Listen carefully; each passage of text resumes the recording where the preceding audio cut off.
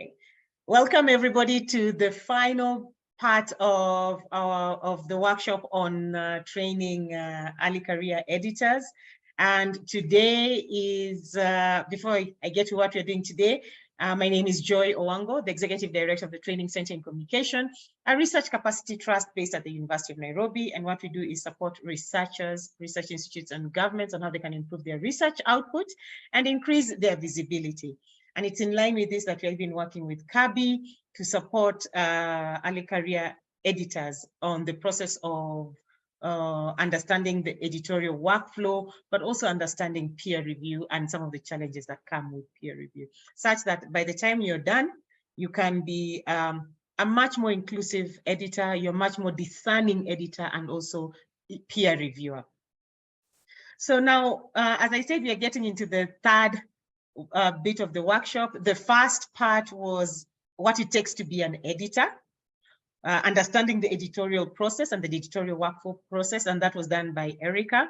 And then last week, I took you on understanding persistent identifiers and the impact they have on your work as editors, okay? Because you will be using them, or you'll be using your influence to make sure that authors use persistent identifiers. We talked about different types of persistent identifiers: individual persistent identifiers, institutional, and then journal, or rather publication persistent identifiers. Now, today we are talking about peer review, but we're starting with the bias that is involved in peer review. And before we get to it, connecting to what Erica had taken us through on the first workshop, we need to understand what an editor does and how he works with reviewers and how it connects to this next process that we're going to go through. So an editor has knowledge of the general topic, but not necessarily direct expertise. So that is one thing we have to remind ourselves.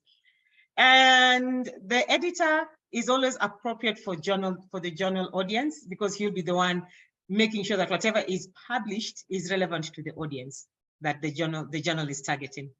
And he also evaluates whether study is generally well designed and clearly communicated.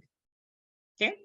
And he's also able to identify the expertise needed to fully evaluate for submission. That is what he does most of the time. And what does a reviewer do in this case? He has direct experience in some or all of the research areas covered by the article. So now, since we'll be talking about peer review, and many a times the editor will be liaising with the peer reviewers, okay? So he's also able to comment on whether any of the key previous research in the subject has been omitted. He also identifies significant flaws in the paper or the manuscript that has been submitted, and suggests specific and feasible changes that can help improve the article. Now, with this in mind, please mute please mute. Okay. So, and switch off your videos if you're not using it. Please don't switch off your videos. So with this in mind, I've shared with you the roles. I've reshared with you the roles of the editor and also the reviewer. Where do you think, in your opinion, bias will reflect? And how do you see bias will be reflected from a reviewer's perspective? Remember, the editor is not the reviewer. He's going to be liaising with the reviewer. So where do you see the bias coming up? And how do you see it being presented? Because you will see the comments from the reviewers before you send it back to the authors. So tell me, wild guesses, observations, experiences you've gone through, take me through that.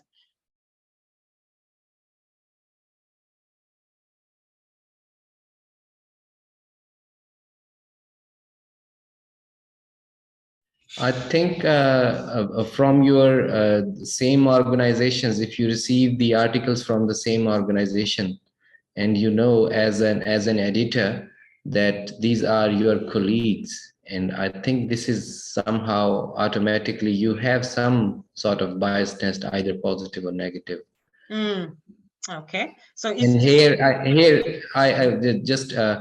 here I think the role of editor starts as well, because editor needs to process it without any biasness, and that is why some of the journals, they use the blind peer review, the blind review, double blind review thing, so that the reviewers don't know that where it does come from, but editors always know. And editors, I think they must adopt this thing that they should able to work it by just putting it aside, I think. Okay, right. Yes, Emmanuel. Thank you, Dr. Zia. Yes, thank you. For me, when as an editor, if a reviewer recommends that an author cites some of his papers, I would consider that a bias. You know, some reviewers would recommend that the authors do cite relevant papers in his work and send a list of his own papers up to 5, 6, 7 for the authors to cite. You know, I would consider that a bias on the side of the viewer. Okay, all right. Dr. Aisha. Yes, thank you, Joy. I think one way you can tell there is bias. Sometimes not all authors come from English-speaking countries. So sometimes, based on how the reviewer has made their comments, you can tell they're biased.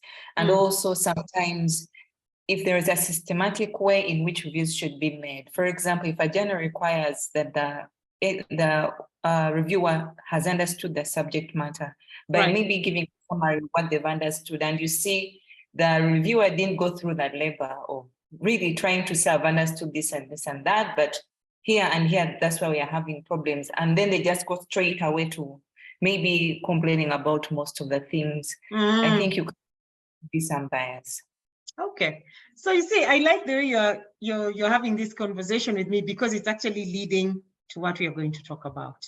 Okay, so you've already mentioned some different types of biases. Some are institutional biases. We are going to talk about systemic biases. We are going to talk about unfortunate prejudicial biases based on region, and some of you mentioned about English. Okay. And also, there's always a perception that sometimes publications from certain parts of the continent or the world are not particularly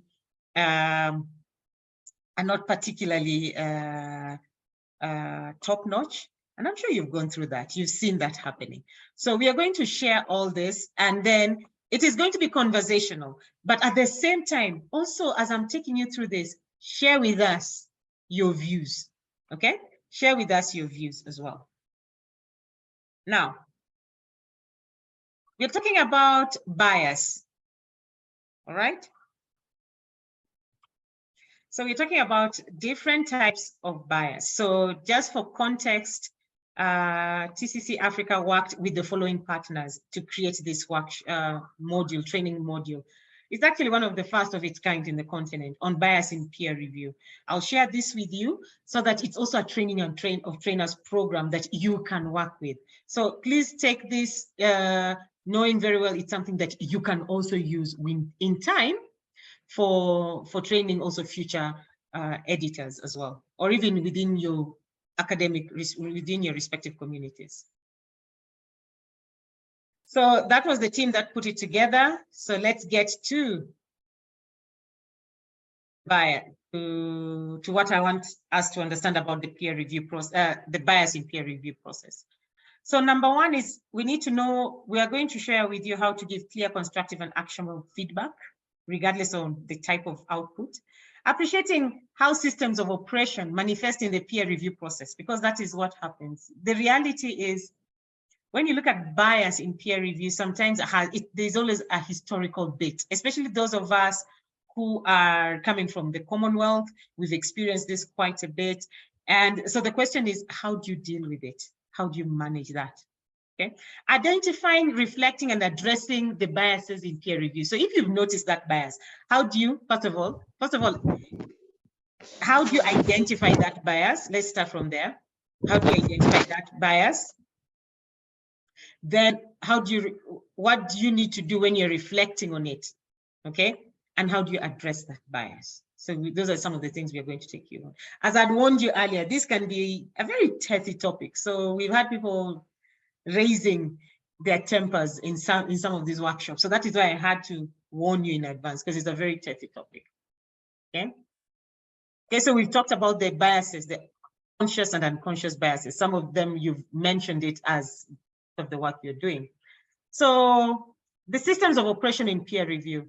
This does not happen in a vacuum. It is subject to the systems of oppression, and they affect all human endeavors. So these are things sometimes we've been doing without even knowing that they are biases. Sometimes it is subject to the same biases like and assumptions and stereotypical preconceptions of people. All right. So if you see publications from a particular part of the world, you're like, yeah, this is going to be full of self-citations, or this will be heavily plagiarized. That's a preconceived a stereotypical perception on some of the biases. And trust me, we've gone through this. And as I'm having this conversation with you, feel free to share some of your experiences as well. And also remember, gender also plays a factor as well. So these are the different types of biases. So sexism is a big issue, anti-Semitism, depending on which part of the world you're from, classism. And let me tell you something about classism. You may not know this, or you may not know this consciously, but sometimes you will find, especially universities are competitive. So there'll be classism vis-a-vis the output coming out of the top tier university vis-a-vis a middle tier university. Okay. So always look at classism within your structures. And is there that invisible wall that divides you? Okay, ageism, sometimes when you're looking at younger people vis-a-vis older people, okay, the kind of views people are going to have on that research, on that publication. Racism is very clear cut. Okay, so it's very clear cut. Hold on. Ableism, one of you just mentioned it. Yes, you're looking at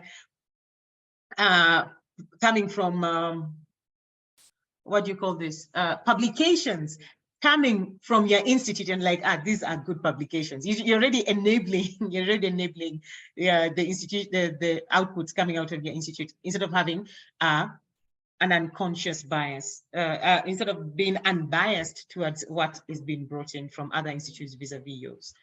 Cisgenderism, this is relatively new, and the reason why we've put it is because of in the last 20 years, more so the last 5 years, there's been a diversity on gender and definition of gender.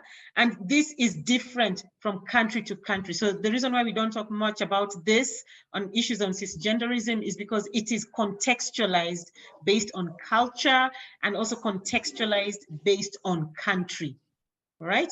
In countries where this is recognized and legalized, it is easy to tear apart the various gender norms and definitions and see how it affects peer review, because the reality is it does also affect the bias on the output.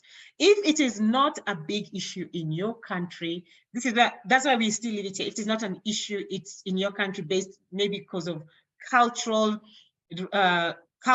and legal observations, it's not something that you can talk about.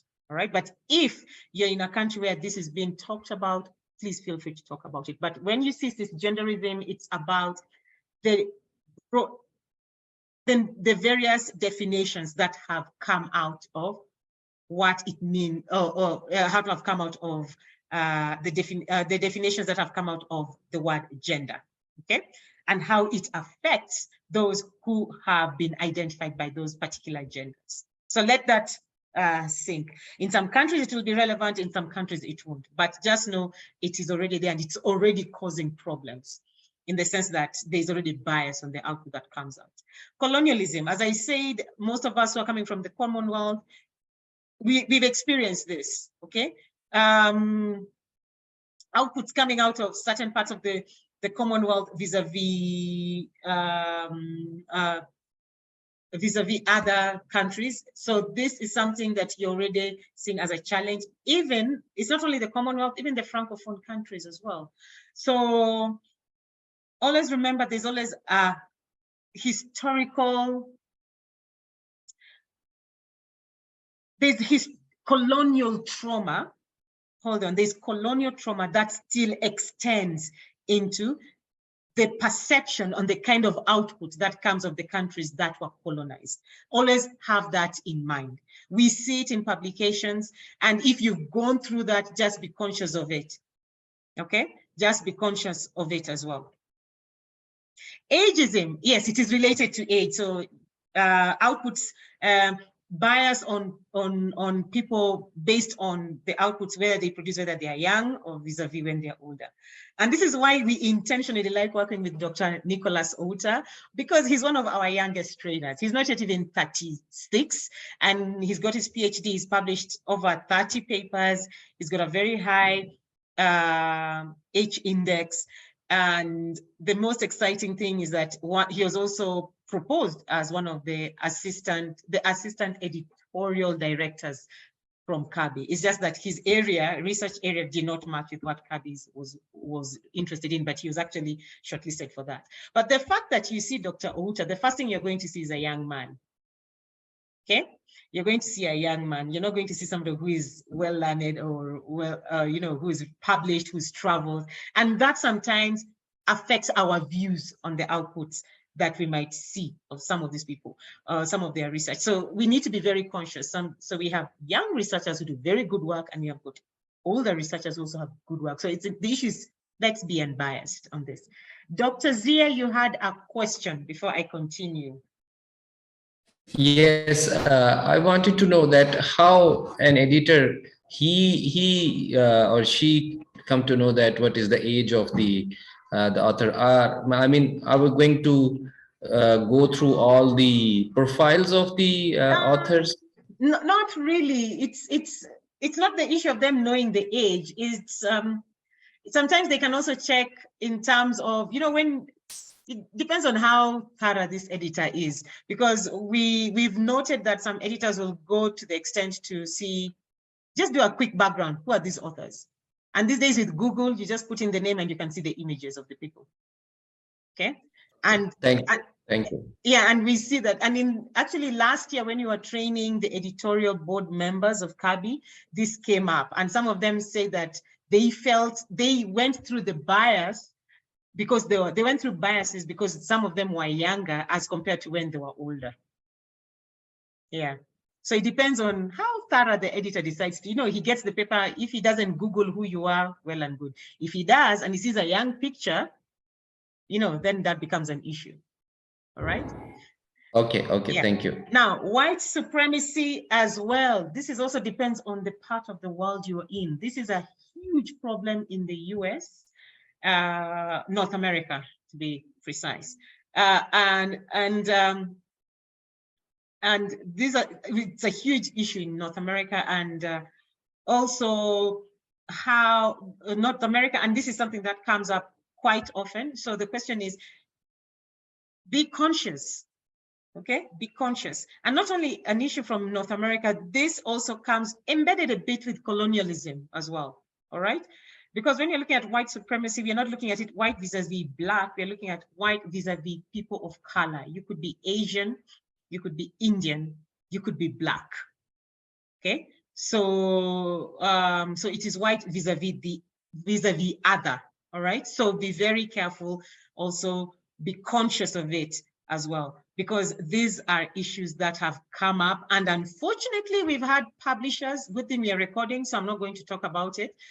I'm not going to put it in detail, but there are publishers who have actually been caught flat-footed when it comes to white supremacy, okay? So with the assumption that research coming from the other is not as good quality as from the global north, where it's predominantly white.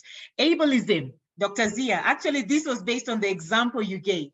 saying, you remember when you gave the example that you're giving preference to publications coming in from your institute. So you're enabling them instead of giving options to other, giving better reviews to other submitted manuscripts.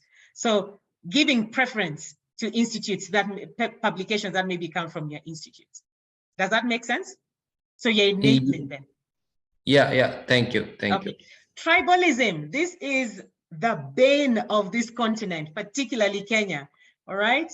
So that is one miserable situation we've never managed to deal with properly. You see, the first thing they'll ask, okay, you're Kenyan, okay. Where are you from? You might say you're from Nairobi, then they'll ask you again, what's your tribe? Okay. And out of that, there's already this preconceived notion on the type of person you are. And this can also extend to the output you produce.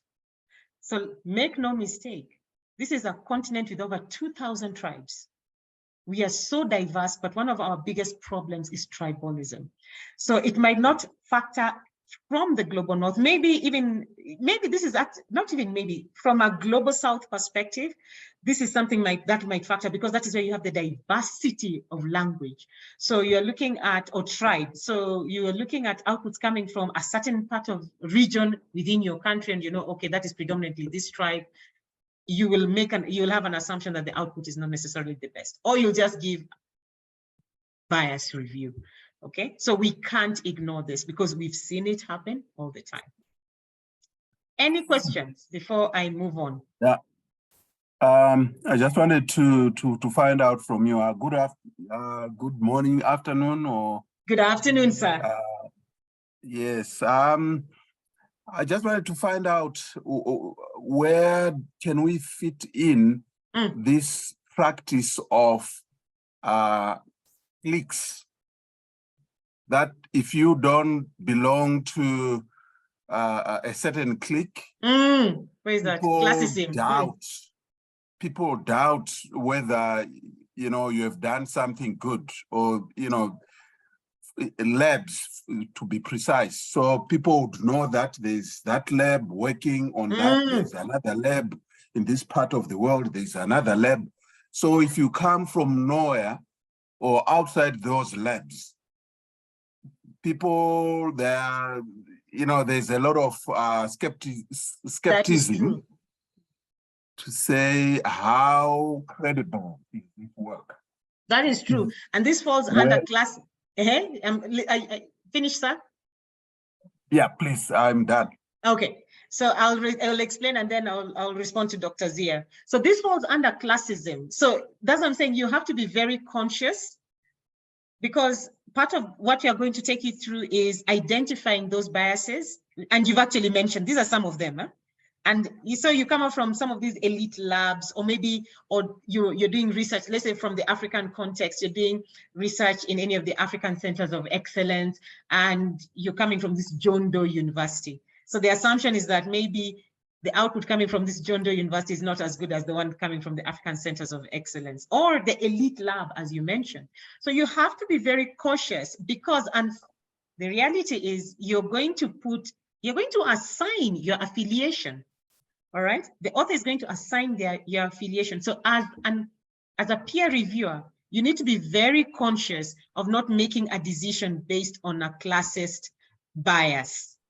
You're like, oh, it's from this lab, so it's bound to be good. It's from this small institution, and not so sure.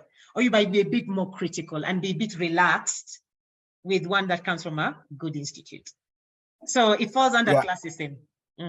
Yeah, because in the past, the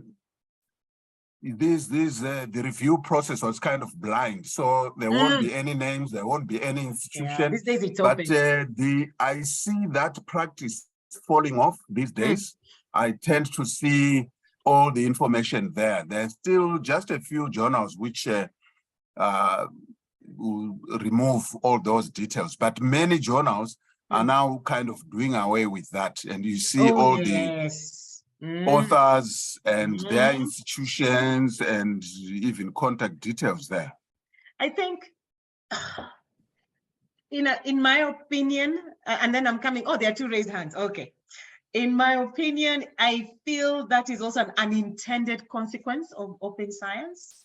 So before, it wasn't so easy to know where somebody came from because it was closed.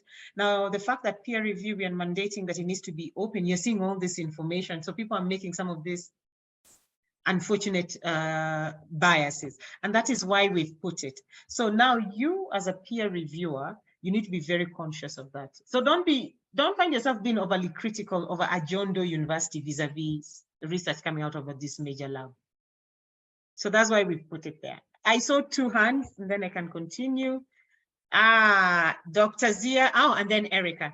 May Dr. Zia begin, then Erica, you can take over. Okay. Yes.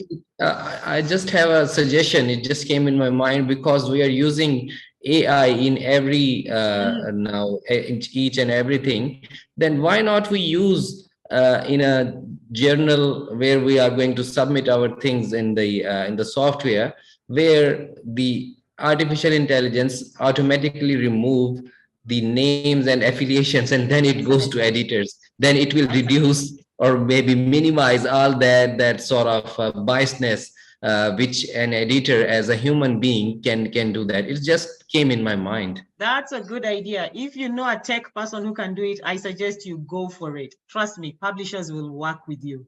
That's a very good idea. I think so. It's a very good idea. Yes. I strongly suggest if you know somebody who can help set up an AI to do that, go for it. It's a very good idea. Erica.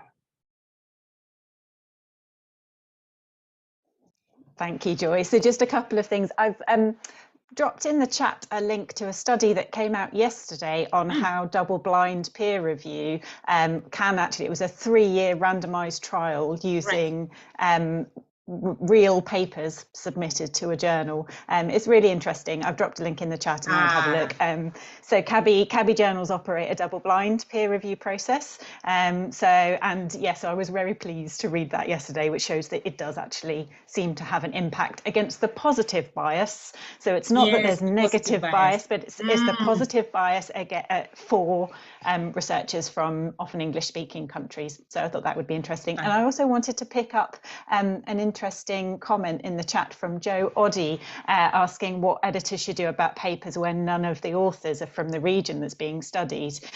That's a really interesting question, and it's often referred to as helicopter science, or it's that sort of hangover, I think, of colonialism. There's lots of people talking about this at the moment, and it's a really, I'm not going to go into it in any detail, but just to say that there are starting to be some journals that ask authors to provide author contributions, but also to ask authors to comment if they haven't included, why they haven't included authors from the region that's been studied. So by the time it gets to a journal article, the research has already been done, it's already been written up. It may be too late to make changes at that stage, but at least by asking the authors to reflect, then that's that change of culture. But it's a really interesting topic that I think, yes, it could be the focus of a whole other workshop, so I won't say any more, but thank you for the comment. Thank you. That's a very good I would like to respond on this. I would, if you have time. Yes, please. This is very interesting, and this can be very genuine as well, that then when some authors are not from the region, but that can be other way around as well. I can give you my example. Of course, I'm not going to name the area because the study is in progress. I wanted to collect some data, and no one was cooperative. No one was helpful. No authorities were helpful. So actually I had to buy some of the animal tissues.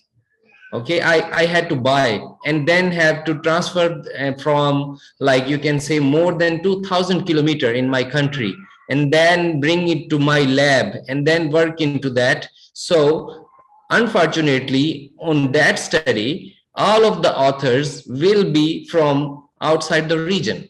Maybe only one maybe in future, he who helped us to buy some of the animal tissues, maybe I am going to acknowledge him.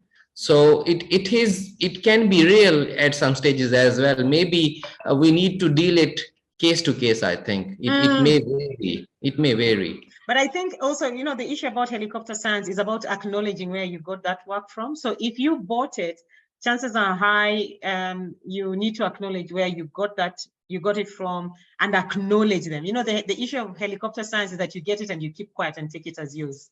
So no, I'm saying that I'm going to acknowledge, but equally I am sad. I'm really sad that no one from that region actually helped us, and it will go unnoticed if I'm not going to work it, at least in near future. No one is going to work on that.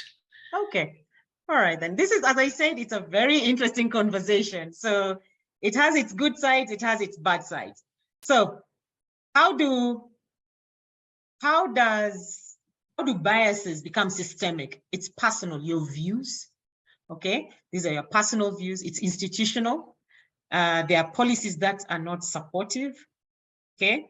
They're interpersonal, so these are expressions of beliefs between individuals. Remember, based on the various types of biases. It's structural, it's systemic within public policies, institutional practices, and other norms that perpetuate inequities. Okay, so these actually exist. So remember, there are these 4 types of bias, 4 ways in which biases become systemic.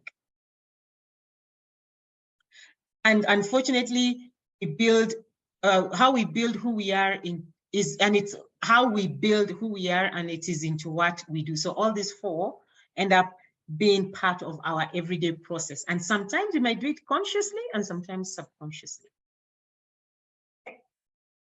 So we are not going to go through the reflection bit because we are running into the time of of Outa's presentation. However, we're not going to do the exercise on reflection, but I'll share with you these notes because these are actually training of trainer notes. You can actually go through them, not only teach yourself, but also teach those who you're going to work with. So when it comes to reflection, one of the key things that you need to note as a researcher and also as a reviewer is word on socialization. Okay. The words on socialization is where we are taught certain beliefs, values, cultural norms are rooted in systems of oppression. So like the word sexist, that is rooted from a word, it's the socialization of, it's a word on socialization. It is better to say non-sexist, okay? Racist, it is better to say anti-racist, all right? So we find ourselves, these words on socialization make us we find ourselves being defensive when those words are used. So you'll hear somebody saying, oh, I'm not sexist, I'm not racist, okay? Immediately, so it triggers us into guilt, and then we become very defensive. So these feelings can prevent us from thinking critically, all right? So they make us feel powerless and prevent us from learning and taking action. So remember, we have to be very careful even on the wordings we use, because we are in that stage, really. You know, as I said, 5-10 years ago, even 20, people didn't care. Now, we are much more aware on some of these words. We are much more conscious, and it's a good thing. It's a good thing. We are much more conscious. And the fact that we are much more conscious, it has taught us as human beings to be much more sensitive. There's a generation of people right now in this world that are much more sensitive than the way we were brought up, because they've been taught to be aware of some of the biases that exist, some things that we never learned. That is why we are doing this kind of exercise. So when you're reflecting, and I'm going to wind up with this, when you're reflecting, remember I've told you how to identify it. There are 4 ways in which you can identify. They are personal, institutional, interpersonal, and structural. I've shown you the various types of biases, which we've really discussed. As I said, this is a conversation that can take 3 hours. So the question is, how do you approach this issue? Okay, all right. How do you approach this issue? So you're holding, remember, the personal and interpersonal, you're holding a personal belief. Okay, so it is, how do you dismantle it? All right. So if you call somebody racist or non-racist, it's not, you're not helping the situation. Okay, but it's not and it's not only seen as a true reflection of the person's actions. So the question is, there's a need for advocacy within your institutes, amongst your peers, all right, so that you can dismantle some of these institutional and structural biases and personal and interpersonal biases. Institutional and structural biases, it's easy to dismantle it as compared to personal and interpersonal biases, okay? Because that needs behavioral change, all right? So it is possible we can both uphold and simultaneously dismantle these structural biases. I'm using racism as an example, but these structural biases or interpersonal or personal biases by advocacy. So this kind of training we are doing, all right? Identifying these biases, which I've shared with you, the different types of biases, and also breaking them down into how they influence us. So there's the personal bit, there's the interpersonal bit, there's the institutional bit, and then there's also the structural bit. So this is just an overview on what bias in peer review can do, okay? So you have to be very conscious, because as editors, you'll be working with peer reviewers. You'll be seeing those comments before you send it back to the author. So the question is, as an editor, how can you influence this? So as promised, you're going to get a copy of those slides so that you can just dig deep into the different types of biases and see how you can, number one, now that you've identified them, reflect on them, okay? And how you can manage them as well. Thank you so much for your contributions. This was really nice. And as I said, if you are not comfortable with some of the topics, it's okay. Just, I'll go through the chat. If you DM me, I'll just respond to you directly. Thank you so much. And I'll hand over to Dr. Outa, who is going to introduce you to peer review and the process of peer review. Thank you. Nicholas, over to you. Thank you so much, Joy, for that. I think remove we can't hear you. It's a bit low. Yes. Is it still low? Yes. So maybe if you remove the earphones, that would be easier, because we could hear you earlier on very well. Okay, is it now clearer? Much better, yes. Thank you so much. I wanted to say that you have initiated a conversation that will not, I think it's not possible for this to end, because we have, different experiences regarding this as reviewers. Absolutely. As authors, so there's quite a bit that goes into this, and I'm happy that a conversation has been initiated, so it's up to us to carry it forward. So I'll start by introducing myself. My name is Nicholas Outa. I am a research capacity advisor at TCC Africa. I'm also the director and founder of Writing Hub Africa, that also trains early career researchers on issues of scientific writing and communication. I'm also an associate editor for the Journal of Applied Aquaculture. I'm also a reviewer and an editor in Sustainable Aquatic Foods, that is published by Frontier. So I've also published quite a bit of papers. But my background is in fisheries and aquaculture. So today we really want to, I think, because we are dealing with editors, this is one thing I want to bring across before I start my presentation. You are like the gatekeepers. You are basically, if you are going to be an editor, you are like a gatekeeper, and these biases will let you know when you notice a bias. For example, if you sent out a paper, if you identified a potential reviewer, sent them the paper, and then you realize, hey, I'm reading through these review comments, and I think there was quite a bit of a bias, because sometimes they can easily come out in the review reports.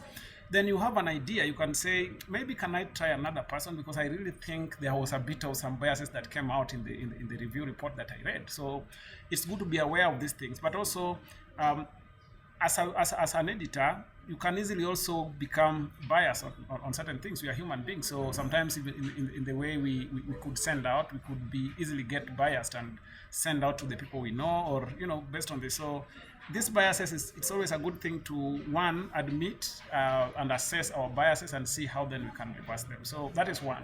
Secondly, one thing that needs to come out very clearly about peer review is not supposed to deter people from sharing their work. It's not, I think, the review process should not be a deterrent. We are not supposed to deter people from publishing their work. We are supposed to facilitate. The only thing is we are polishing science. So as a peer reviewer or as an editor, you are polishing science. You are not trying to stand in the way of people. I think that is why people have a bit of also some perceptions about peer review, because people think that the peer review process is there to stop me from publishing my paper, or the feedback that I get is just to make sure that my paper does not get onto the internet and people don't read my paper. That is not true. So we need to know that the peer review process is to facilitate and also just to curate and check the quality and polish the quality of what is out there. So that's why when we are going to get into how then do we write a good, actionable peer review report, we need to get that in our mind that we are trying to facilitate. Of course, there are cases where you look at a paper and say, either the data is too little, or some arguments cannot hold, so maybe the paper cannot be. But it's a good thing to also try and encourage people by writing actionable and a review that somebody can act on and say, this is what is expected of me to do. So we'll go through a bit of that, and I'll do a presentation. Part of what I was supposed to talk about, Joy has already introduced, and I also don't want to go back into the details of what is peer review, all those things. I really don't want to go there. I want to go straight into presenting on how then can you conduct a peer review, because I think that is what is important for us. Not even conducting the peer review per se, we are editors. Let's assume we are editors, but of course we are also peer reviewers. But even as an editor, how then do you know that someone has done a good peer review? Because this will land on your desk and you want to see, before I send it out to the author, let me just go through it to see whether it is something actionable, it is something that is written in a way that the person, the author, the other side can be able to act on it and do the corrections as suggested. So I think it's a good thing to also have this kind of information. Unfortunately, most of us don't get trained on peer review, and most of us just rely on our experiences. When I started reviewing for most journals, they just looked at the fact that I published in that area or I published in that paper, and then they say, okay, Nicholas, maybe can you look at this paper for us? Can you review? Then I finally became a reviewer for so many journals, but nobody really taught me how do I write a good peer review report. So some journals would have guidelines on how to write or how to evaluate a paper, manuscript, but some of them will just send you and tell you that is the manuscript, write a peer review report. So then you don't know where to start from. You don't even know how to give feedback because you have no idea. So having gotten those ones out of the way, I want us to discuss, it might not be a conclusive, because it's a long topic, but I want to discuss the main points on how do we do a good peer review. So I'll share my screen. I hope I have the rights to share the screen. I hope I have the rights to share my screen, and then we can discuss this from here. Yes, I do have the rights. Okay. So let me know when you can Erica, you will just let me know when you can see see my screen. Yeah, we can see it. Okay, thank you so much. So I just want to, as I said, I was just getting a few things out of the way, and so that I also don't go back to, so that we also don't make it too long, and because we are also not running out of time, but I know this is going to generate quite a bit of discussion, and that is what I want. So I want to go through this, and then we now get into people sharing their experiences, and then we ask questions, and then discuss how best can we move forward. So I think one of the things that Joy has also talked about is, once you agree to review a paper, and even sometimes before you agree to review a paper, when you receive a request to review a paper, look through the paper and assess your biases. That is step one. Don't just accept. Look through the paper and say, let's say, for example, if you are able to see the author of the paper, the research lab of the institution where it was done, the country. If you see something in that paper that can make you really have some biasness, then just tell them, I don't think I'm the right person to review this paper, because maybe you could give reasons if you can, but just say you cannot, because if you feel you are going to be biased in your feedback, then so step one is to assess your biases. Before you even get into the real peer review process, assess your biases. Reading this paper, having seen the information I've seen, is there a possibility that I will be biased in a certain way? What biases would I really have? Then address them, because we are going to share this slide so you can easily see how to assess and also how to deal with the biases that arise as a peer reviewer. Now, we all have biases, as I think this is one thing that we agreed on, and it is very important to identify how our own biases and assumptions may interfere with an objective evaluation of the manuscript. Once these are identified, we can begin the work needed to alleviate their implications and eventually eliminate them altogether. This is one thing that I think this is where we be sincere with ourselves. So if you have biases, we are human beings, we could have biases, identify them, accept that these are the possible biases that I have, and then see how you can get rid of them. There's the guide will show us how to do the bias. There's the bias reflection guide that is going to show us how to assess our own biases and how to deal with them. But we are not going into that. We are going to share this so you can be able to access all those, also the guide, because these are active links. Now, what are the common biases? I'm just going back to just an overview of what we discussed about. One of the common biases as a peer reviewer that you could meet is knowing the author's gender leads me to feel more critical in my review of the manuscript. Let us say that is a bias, for example, that you have, that if I know that this paper has been published by a lady or a man, for example, then I will be more critical and I will not be very objective in my review. If that is a bias you have, try to address it. Knowing the author's ethnicity or country of origin leads me to question the accuracy and reliability of the study. This is also, Joy talked about this.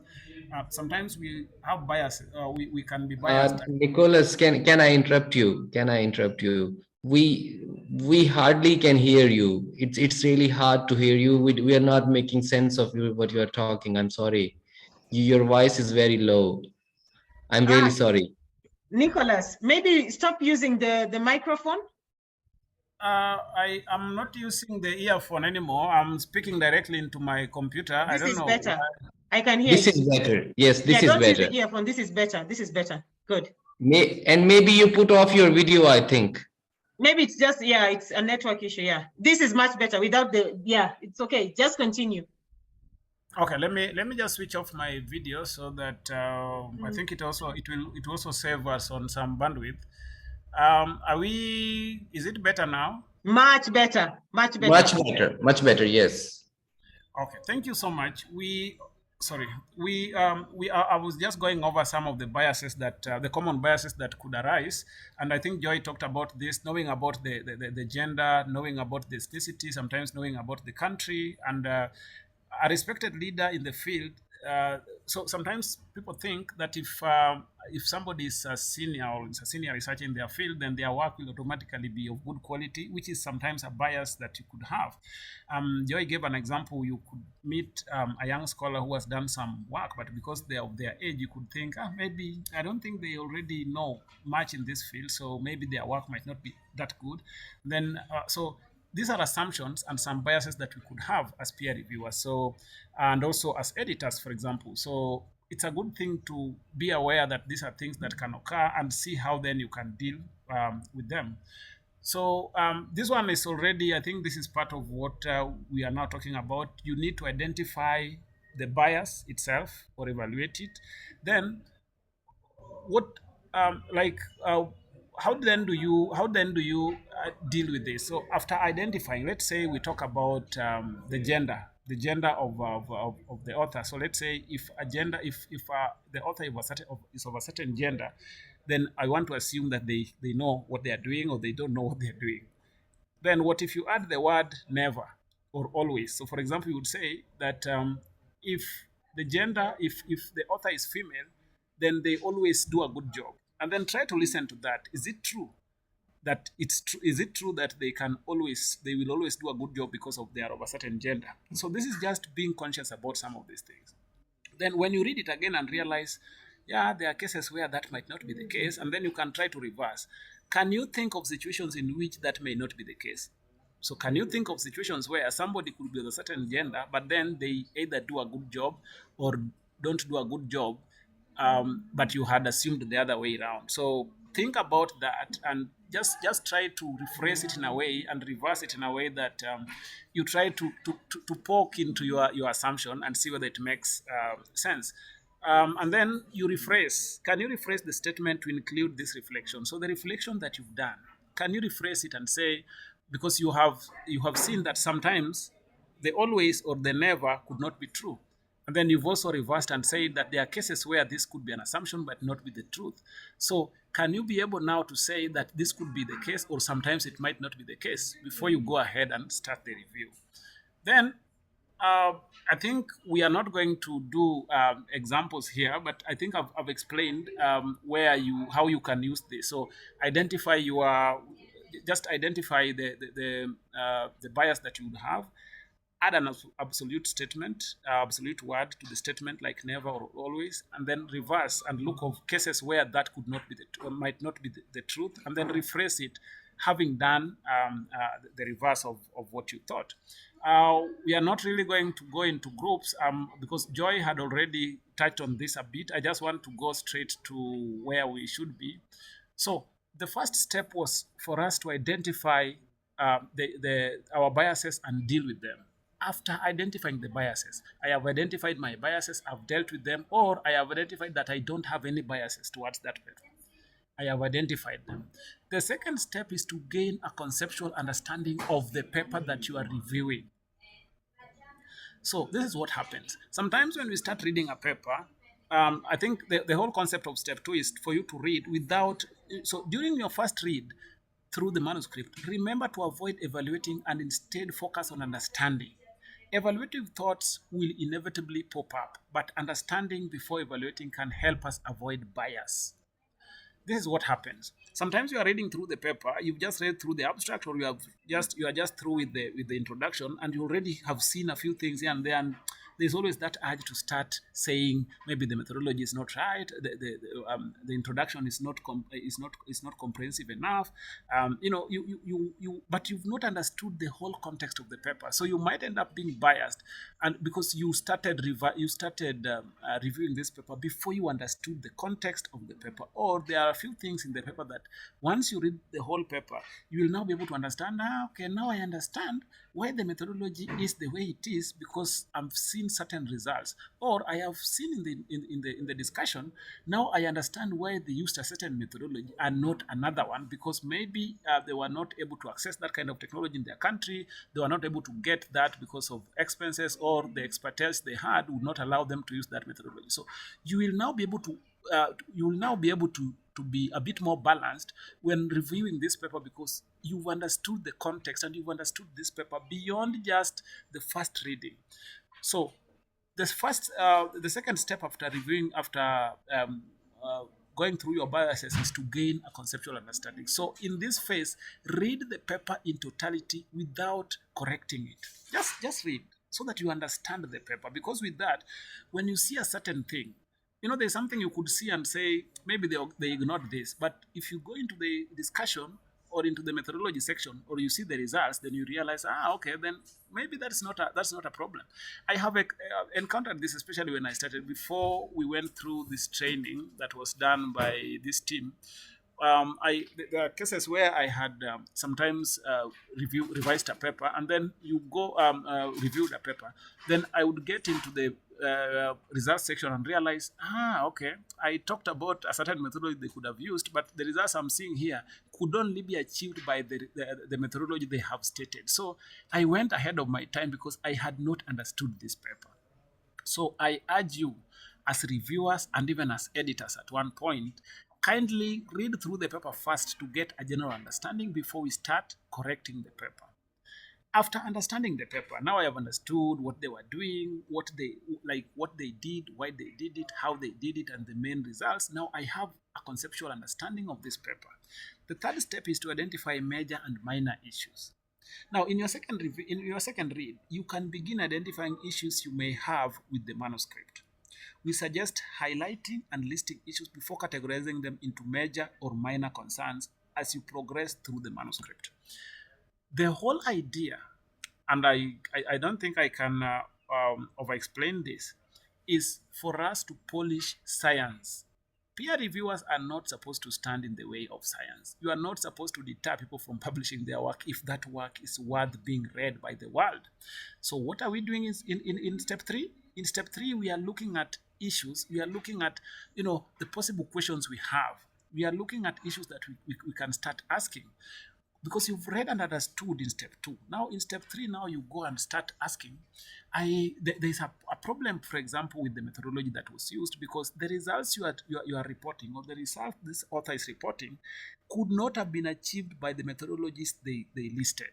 So you start asking questions. I'm seeing you've given results on let's say let's say glucose concentration in blood samples. But then in your methodology, you did not even say anything about that. So where did this one come from? So that is where you now start asking questions, because we are supposed to polish science. We are supposed to ask these questions because that will help the author, when they finally receive this report, to help them build and make their work better, because that is ideally your work as a reviewer. Now,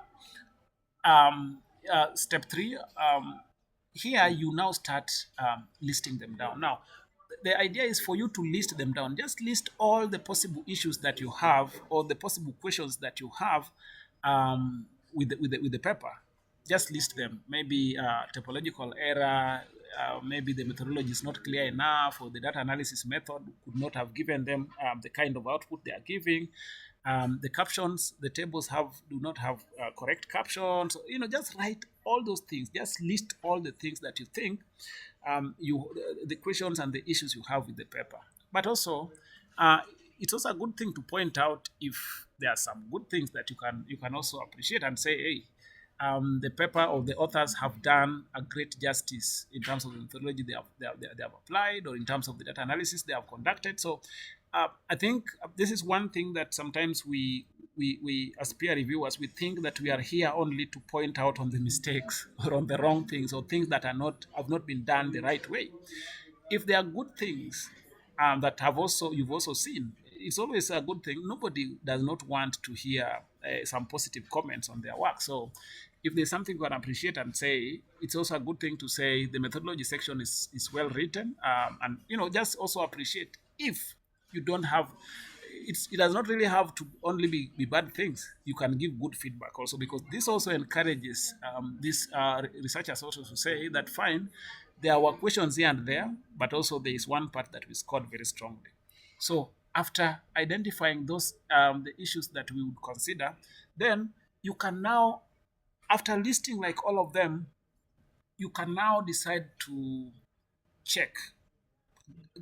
Just group these issues into major or minor issues. So the major ones are the core issues that could really interfere with the quality of the work that is being put out there, the scientific quality of the work. There is what goes into the science, and there is what goes just into the writing. You could have, somebody could have written a very good scientific paper. They conducted a very good research, but maybe in terms of writing, maybe English is not their first language. So maybe they are struggling with writing, but the science is correct. It is only the language that is a bit of a deal. I'm not saying that language cannot interfere with the paper or the quality of the manuscript, because at the end of the day, we want to be able to read and understand the science that you are communicating. So I'm not in any way saying that you should ignore the issues related to language. No, but now when you are now looking into what are the core issues which we call the major issues, and what are the minor issues that can easily be, dealt with. For example, one of the major issues that could come out is the conclusions that are not supported by the data. So, for example, you've read through the paper. These are just examples. You can also give more. You've read through a paper, and then you realize, hey, at the end of the day, the people are concluding that the government of Sri Lanka, for example, was able to support early career researchers with certain things. For example, maybe by organizing some research activities or research trainings. And these people were talking about maybe they were talking about food security and how what the government is doing or what the government is not doing. The example might not be the exact example, but what I'm trying to bring out is the conclusion should be supported by the data. We really don't want what sometimes we call them political conclusions. You find somebody has thrown in a conclusion and you ask yourself, looking at the data, where is this conclusion coming from? Or sometimes you find contradictory conclusions.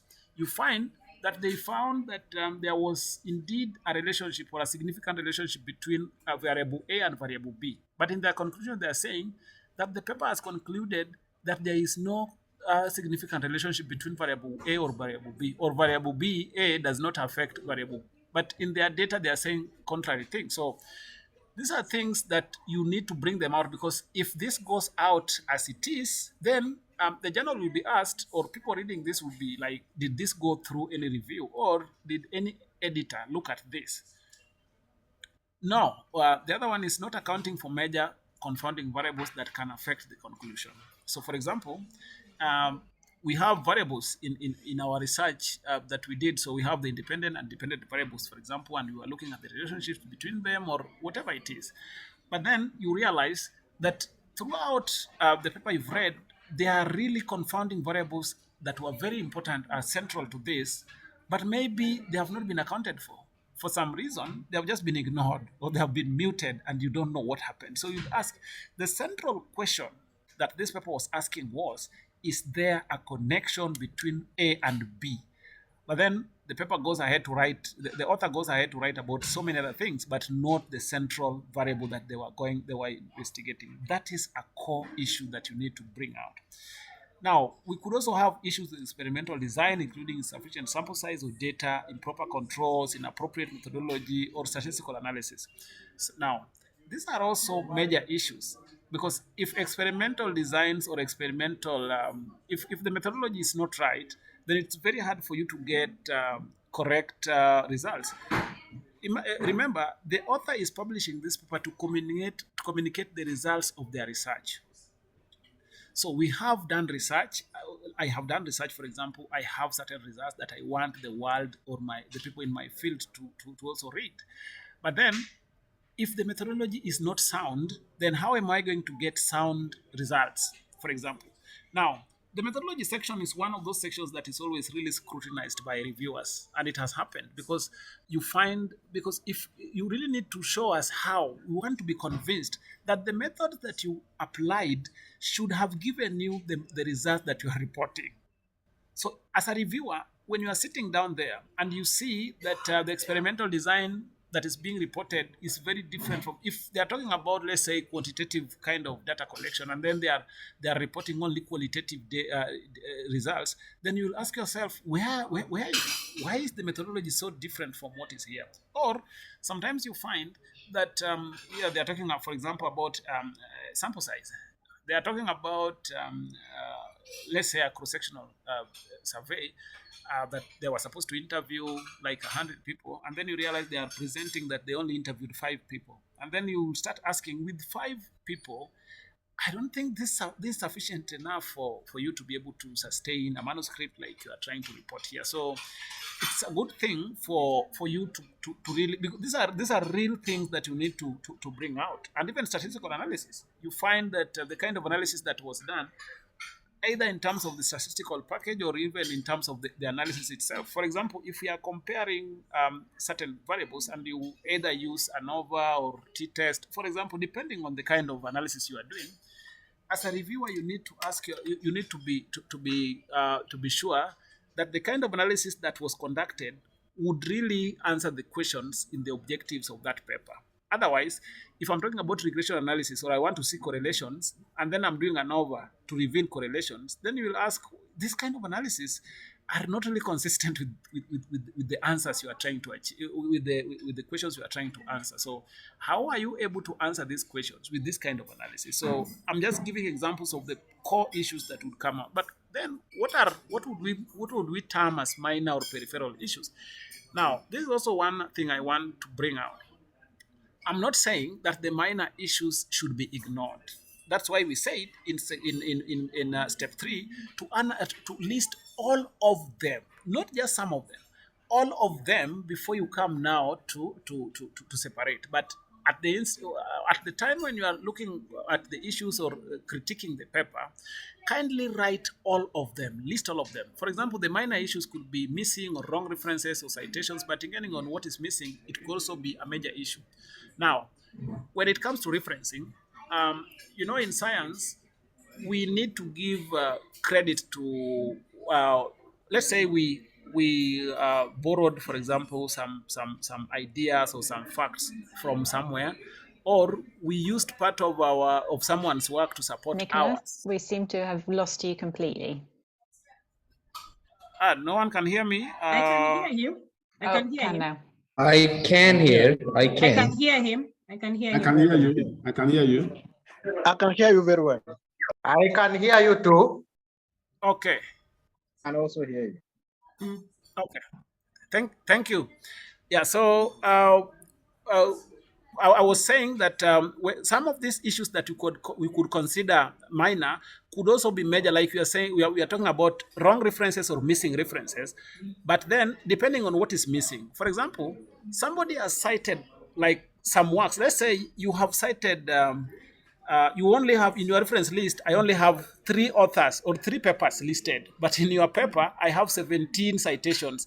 Then that's a big problem, because I will be asking, why did you cite these people if you're not going to include them in the reference list? Or if I have 17 citations in my papers in the reference list, but I'm only seeing 2 citations in text, then I'll ask, what are these ones doing down here when I cannot see them in the text? So how did they find their way here? So that could be, if you only have 1 or 2 citations missing or wrongly cited, then you can easily bring it out and say, the paper is written well, however, this and this need to be addressed for the paper to be, to be correct. Then we have technical clarifications. For example, the author should clarify how a reagent works. So this also, we could consider it a minor issue, especially if it's just explaining how something works and it really does not interfere with the results of the research. Data presentation. So, for example, if the author should present p-values differently, for example, typos, spelling error, grammar, phrasing issues. These are issues that I think we talked about this, that sometimes you find that there's an author whose first language is not, English is not their first language. So the science is sound. The science is correct. Everything that is reported is correct. The only thing is they have a bit of issues with the language. So with this, then you can either suggest that they get somebody to help them look at their work, or sometimes some journals also even have English proofreading services, but sometimes people get charged for this. Now, step 4. Now we are at step 4. We had identified our gaps, our biases, and dealt with them in step 1. In step 2, we had read and gained general understanding of the paper. Step 3. We have identified the minor and the major issues in the paper that we have. Now we are at step 4. At step 4 now we are doing what we call clear, constructive, actionable feedback. I just want to give an example. If you send me your paper, or if you send out a paper to a review, you are an editor. As an example, you are an editor. I'm an associate editor in the Journal of Applied Aquaculture.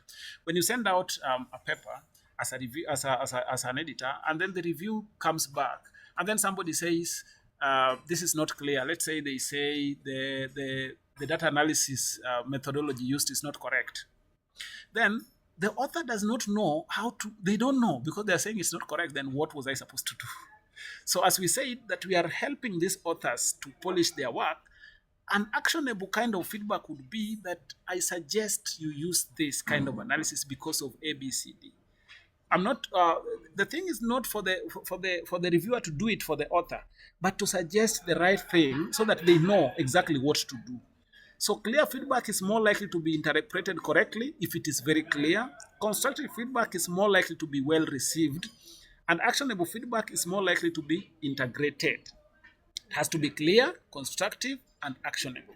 Now, I'm still at the constructive feedback is more likely to be well received. We are humans, and I think sometimes when we review papers, we need to review papers knowing that these are papers that are written by authors. Some of them are still very young researchers who are trying to find their footing in the field, and we really don't want to be too harsh on them.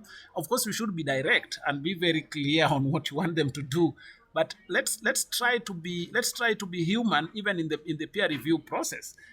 You really need to give feedback that somebody does not feel like you are calling them out on, like you are trying to make them feel like they are too inferior or they still don't know anything. So be a bit constructive. Ask them, and that's why I was saying. The other thing is that goes with what I was saying, that if you also see something good that you can appreciate, it would be a good thing just to appreciate and say, the paper is well written. However, there is need for A, B, C, so that they also appreciate that I'm still young, I'm still learning, but then someone out there or a reviewer out there has seen part of what I have done well.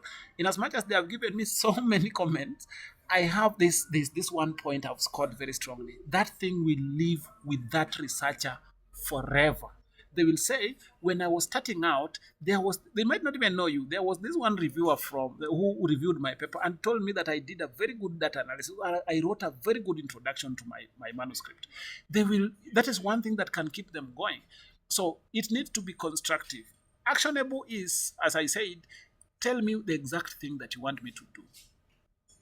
Because sometimes I don't know. You want me to correct something, but it's not very clear. So I might end up not correcting it. And then the reviewer will say, or the editor will say, that this author has refused to act on the comments. But you didn't tell me. I didn't know.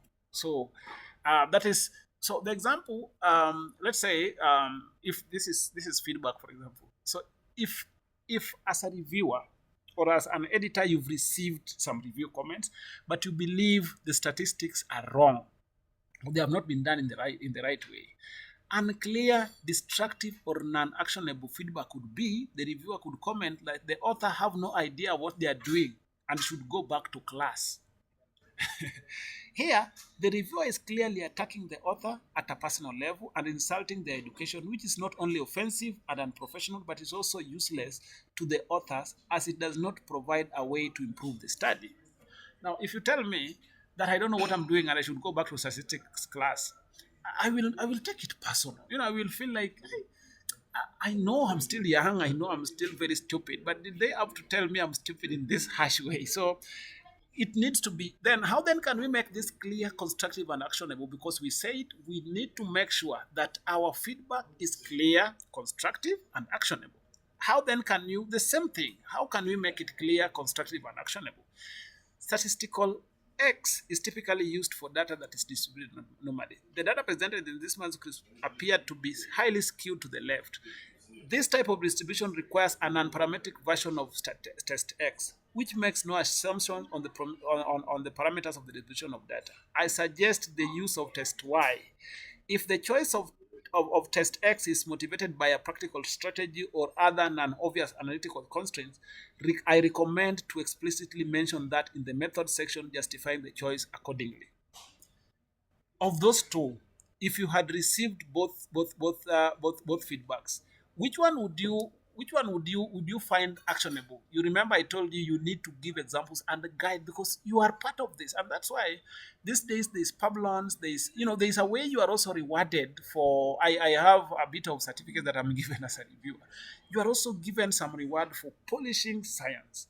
Now I want you to take 2 minutes, and not 2 minutes, maybe just 1 minute, to read both of them and tell me. Maybe one person can tell me before we get into the discussion, but I just want one person to tell me which of those two will you feel like I have a clear idea of what to do and this person has helped me? Maybe just one person so that I can also get to hear your voices. Just one person, because we are almost there. We are almost. The first one is very aggressive, and it's very you feel very defensive, and it's like a personal attack. So you feel it's not acceptable. It's not informative. Yeah. It's too emotional, kind of. Whereas the second one is technical, and it's clear what needs to be done. So it will be more acceptable. Thank you. Now, if you are the one writing a review, which one will you write? I will certainly write the second one. Thank you. I expected that. It would be very hard for you to say that I would write the first one. Anyway, that's you do not want to put yourself in that. But I'm trying to imagine that you have written the first one as an example. And no, not you've written, but you try to imagine the person on the other side. That's why I was saying we are sometimes dealing with very young researchers who are trying to find their footing in the industry or in the field. So it's good to be gentle. Fine. You see, even the second one, they are not saying that they are right. Just go ahead and do it. No, they are telling you that we are suggesting this, the kind of methodology you've used, or the data analysis method you've used, is always used for this kind of data. But the data you have presented is this kind. So kindly, or we suggest that you use this one. But if you had a very good reason why you used the one you had, the kind of test you used, and not the one I'm suggesting, kindly mention it explicitly and justify it in the method section. So it's very easy for me to understand why. And this is also one thing that I also want to bring across. When reviewers give their comments, sometimes you don't have to agree with all of them. Some of them we just explain. Some of them you would say, we chose this methodology because of A, B, C, D. We decided to do this because of A, B, C, D. Sometimes you don't have to correct each and every one of them, especially if you can. So you can easily just tell them the choice of this analysis was based on A, B, C, D, and it has now been explained very clearly on the methodology section on this slide. So you've guided them, so they will see. But if it is not actionable, like the one on the right, on the left, I don't know where to start from. You are telling me I have no idea what I'm doing and I should go back to statistics class. But you expect me to correct this manuscript and return it for publication. Where do I start from? So it's good to be aware of these things. So these are just examples that we are giving so that we become aware every time we receive, as an editor, when I receive this feedback from my reviewers, I read them with this kind of lens. I see, are they actionable? Are they clear? Are they constructive? If they are not, then I can either go back to the author, the reviewer, and tell them, hey, I've seen your review, but then I have a bit of questions on how they are framed, or you can just decide, hey, let me give it to another reviewer who might be able to write, a clear, constructive, and actionable kind of review. Now, I really did not want us to go into experience sharing right now. I just want to spare a bit of some little time at the end so that we can discuss.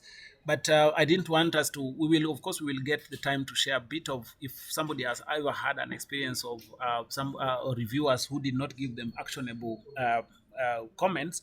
But then Joy also stated when we started that some of this could be very thorny issues. So it would be maybe one or two people could be bold enough to share. Maybe at the end, I'm almost through so that we can have time to discuss. We will get the chance to share. Now, then after we've given our clear, constructive, and actionable feedback, how then do we write the format? There are journals that will give you the format. There are journals that will give you the format on how to write. Some journals do not. Let's assume a journal does not give you a format. Now, when you are writing all those points that we have talked about in all those stages, it's always a good thing to start with a summary of the research and an overall impression. An overview of the research, claims, main strengths and weaknesses, and if for a journal, a recommended course of action. Now, when you are writing your final review report that will be sent out to the authors, they also want you, this first summary will also, when I'm reading let me give you an example, like I'm the author who is receiving the review comments. I think that will make sense. Now, when I am the author, I am receiving these review comments from you, from your end.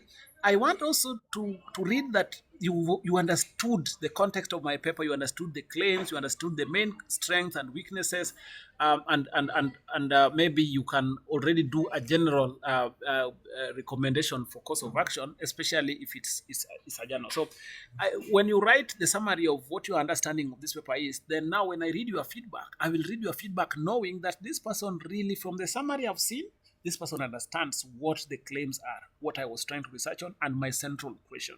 That is why it's a good thing to provide. Then, evidence and examples. So, major and minor issues we talked about with the clear, constructive, and actionable suggestions on how to address them.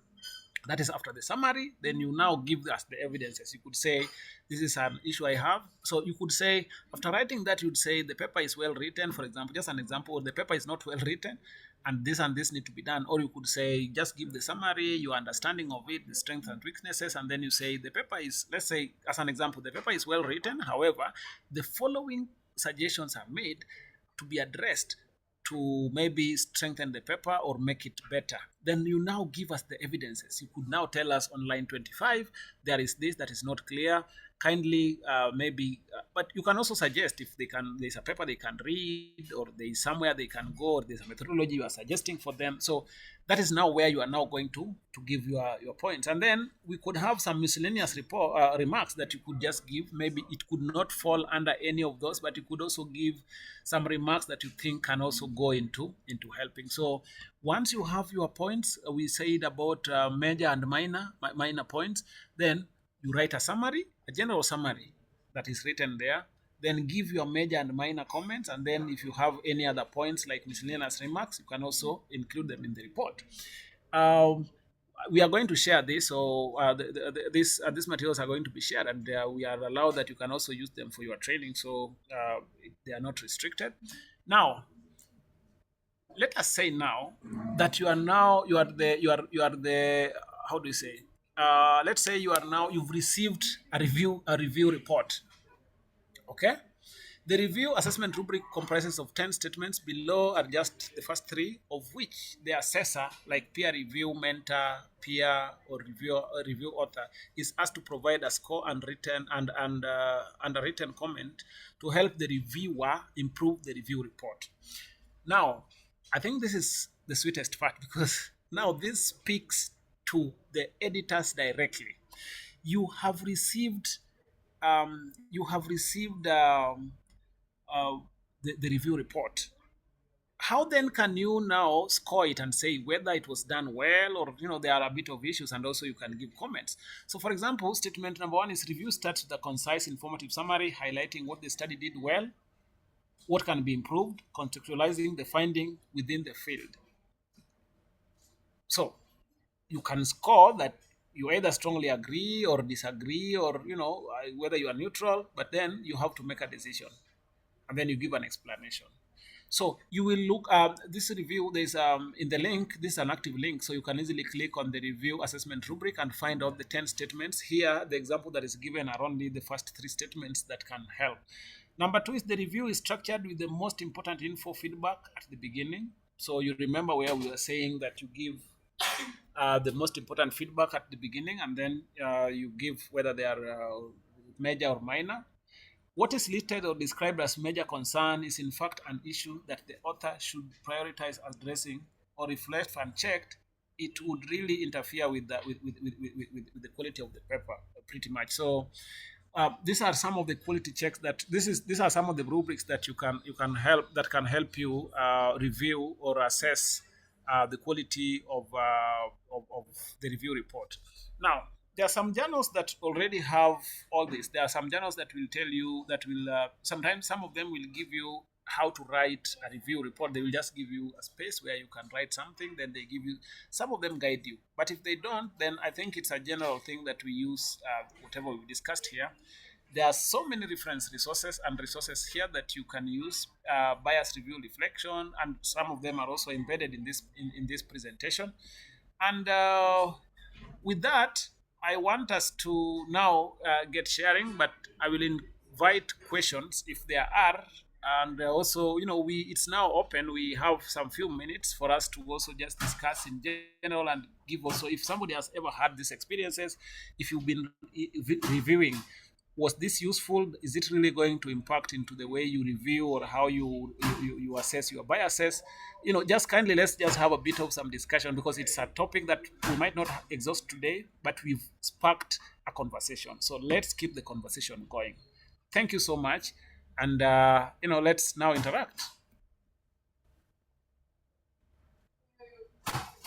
Yes, I usually go with the statement number one. I think it gives the authors a little bit encouragement that they have done something, and then start with that, what is needed actually to ensure it. So I'll go with statement one. Thank you so much. Any other person who wants also, maybe you can also share. I think this is the point where you can also share if you have an experience where there's a slide I passed where we're supposed to share. Have you ever received any comments from a reviewer that you are asking yourself, where do I, Dr. Aisha Nakito? Yes, thank you, Nicholas. Actually, what happened in my situation was the other way around, where I'm a review editor in one journal. So the corresponding author who could see, all the authors could see each other's comments, and then the corresponding author would also see, she would see our names and could see their name. That's why I know it's a she. So she responded to all the two other authors, editors or reviewers, but she completely ignored everything that I had written. And of course, she couldn't move on to the next step. And the overall editor would write to me and ask if there's anything more I had to say. And I would say, well, my comments have not been responded to, because what the author had to do was either say, give explanations why they were not going to respond, why they were not going to make changes suggested, or give an alternative on how they would want to go about it. But until it reached a time when I think they got desperate and they just had to now comment. But then I think it goes back to bias. If you are able to see my name and see where I come from, perhaps they didn't think they needed to respond to my comments. And so they responded to the other people's comments. So I think it was also some sort of bias on the reviewer, on my end this time, not on the author. Thank you for bringing this to, I think we were also a bit one-sided, not knowing that we can also be discriminated against, maybe if that is the word, if that an author, you could be a reviewer, for example, but then an author looks at your profile, for example, or just your history, and then they consider this could be a very young researcher. Why are they telling me what to do with my manuscript? And then they say, I just ignore that one. Or this is from a specific country. I don't think they can have any meaningful feedback that can help improve my manuscript. So that one's something I'm not going to deal with. So now, as editors, these are things you need to be alive to. So if an author, if a reviewer, for example, because the review process is that you receive the paper as an editor, you do the screening, and then you send it to, you identify the right reviewers, you send it to the reviewers. They give feedback to you, then you give the feedback to the authors. The authors will give feedback to you, you give feedback to the reviewers to confirm whether their comments were incorporated. Now, as an editor, when you realize this is happening, you need to also be aware of some of this. And I'm happy that we are bringing about the issues of bias around here, so that you know, why is it that this author is not really acting on this?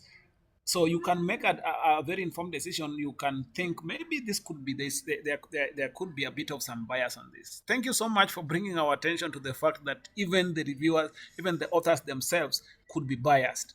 Thank you. Any other experience? Welcome, Nicholas.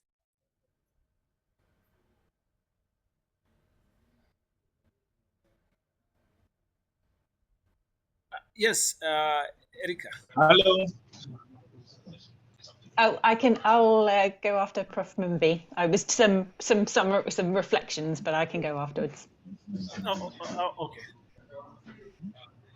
Anthony, kindly go ahead.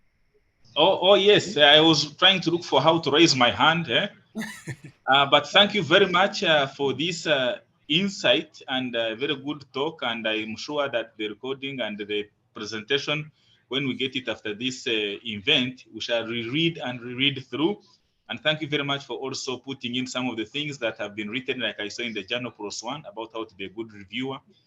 I only want to add one thing, that maybe these are the skills that are also necessary when we are even commenting in our students' theses or dissertations when they are writing. So really much mine is thank you very much for this, and thank you to CABI, TCC, and to you, the presenter.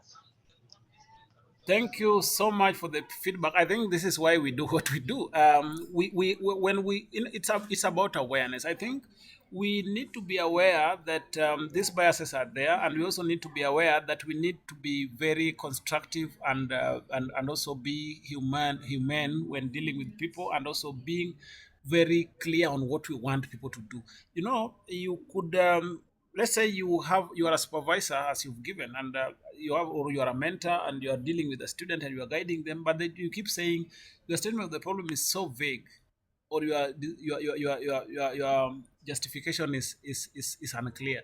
How do I make it clear? I'm a student, I don't know what you want me to do. But if you tell me you need to add information on this, you don't have to tell me where I'm going to get that information from, but you've guided me, so I know the action I need to take. So let us be conscious when dealing with comments on, because review is not just at the manuscript level alone. We review so many things. We can review even we review proposals for our students. We review thesis. We also review project proposals for people that for funding. So let us be able to give actionable and very clear and constructive feedback. Erica, you wanted to give some reflection before another person also comments. Yeah, sure. So it was really just thinking about it from the editor's perspective, and how as editors there are many layers where being aware of biases, yours, reviewers, authors, can really help to make the review process more fair and equitable. So, you know, as an editor, you are, you know, your own biases will come into play when you're making that first evaluation of the manuscript, but it then continues on in terms of you are responsible for selecting those reviewers and thinking about and being aware of your biases as you're making those selections. Where are they from? Have you got a good, you know, have you got reviewers from different geographic regions, or with knowledge of the region of the study, or the you know, trying to make sure that you are aware of diversity and bringing diversity into the review process as much as possible, and then of course being aware of how a review should be written, as Nicholas laid out, and playing a role as editors in educating reviewers on that perhaps aren't writing reviews as constructively as they should be, and trying to be take a role in educating reviewers and improving the review process. So yeah, I think as an editor you have so many more points of contact with the review process that it's even more important to be aware of the biases, unconscious biases. Thank you so much, and as I said, you are the ones you are like the gatekeeper. So if you feel like maybe the comments I'm receiving, before I send it back to the author, this is going to harass this author, you can stand in between and maybe just try to mediate and ask, hey, maybe the comments are good, but maybe could you structure them differently, because you now have, at least you have an idea of how actionable ones are written. Barnabas. Okay, thank you, Nicholas, for your presentation. I just wanted to know about follow-up on Dr. Nachito's comment. If the author is biased against the reviewer, you as an auditor, as an editor, how would you go about that when the author refuses to address the comments of one reviewer? Do you go ahead and ignore those comments, or in your experience, how would you go about that? I want someone in the team to contribute first before I give my thoughts. Any person, maybe? Do you want me to? Erica, I see Yeah. you are unmuted. Yeah, I'm happy to take a first comment. So I think the important thing is there's a very clear peer review process and policy, and it comes back into the editorial policies that I mentioned in workshop 1, and making sure that the process that everyone should go through is clear and it is applied to everyone. So, you know, I think as an editor, if you notice that one reviewer's comments have not been addressed fully or at all, that you bounce it straight back and you say, you know, you do need to address all these comments. You know, you may not, as an editor, you might not agree with all of the reviewer comments. So I think that's another way of making sure when you normally you would write a recommendation, summing up the sort of your perspectives and your overall decision on a manuscript. And in that, I'd really encourage you to say which comments are essential to address and which ones are more optional. But the key thing is that, you know, most journals will require authors to respond to every comment. And if that, you know, ignoring it completely is not an option, and saying, you know, this comment was not addressed because we didn't feel it was essential. Well, if that is targeted too much towards one particular reviewer and you as an editor disagree that it's not essential, then you're entitled to follow those editorial policies and refer it straight back to the author and ask them to make those changes. So I would say, you know, it's about treating everyone the same as they go through the peer review process and not deviating from it. If, you know, if you ask for point by point response, it needs to be a point by point response and it gets returned to the author if it's not. Thank you so much for that guidance. I think journals have the guidelines on how everyone is treated and how every paper should be handled. So if an author deviates from that, then they don't respect the policies of the journal. So then we deal with them the way the journal outlines. The other thing is sometimes you find that the comments they are not responding to are very essential to their work. So then it means that it's really touches on the quality of their work. So it's just a good thing to do due diligence. Tell them, hey, you have to address A, B, C, D. Otherwise, I will not know how to process your manuscript beyond this point. Yes, Mashahid. Yeah, thanks so much for the very great presentation and all the insights that you all kindly shared. I have a question about the editor's role when the reviewer's comments are conflicting. Should we pass those on directly to the authors, where they have to pick one to comply with and the other one to reject, or should we as editors or whoever is playing that role to weigh in and to direct the authors, or should we at all direct the authors on which of the two conflicting comments they should follow? Thank you. Hey, that's quite a bit of it's like an example where a student has two lecturers or two supervisors, and one says you need to do this, and another one says you need to do this. Now the student is in the middle. Who will then guide us? I don't know whether Erica would want to give an insight into this. Yep, yeah, I'm happy to. So yes, I would say as an editor, your role is to evaluate both of the review comments and where they are conflicting, and that's okay. People have different opinions and it's useful to see, and I think that's great to be bringing in very different perspectives. But if one says, do this, you know, do this methodology, and another one says, do this other methodology, the authors can't do both, and therefore the authors need some guidance, and it's you as an editor who is really making the decision or the recommendation for how to, you know, and is responsible for guiding that author through the review process. So there are different options. So either you weigh in and you say, for these reasons, I think you should take this approach.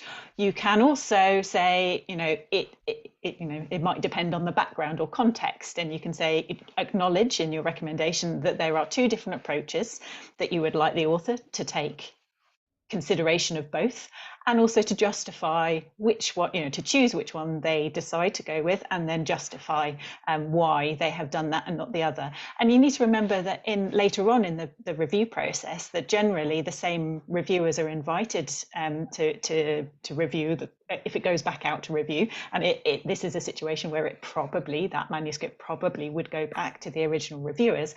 They will see those conflicting comments, and they will see that those have been weighed up, and hopefully will take a pragmatic approach where, of course, the author could only choose one of those options, and they've justified it. So yes, I would see very much as an editor that you needed to weigh in and to guide the direction. There may be occasions when you're not able to do that, and that would be when you go out to a third reviewer potentially, or you approach a senior editor and ask them for their input and to help guide that process as well. Thank you, Erica. That's a very nice question. Answer. Thank you. There is also, but if just to tag on that one, what I've also experienced is that editors just pass that contradiction onto the author, and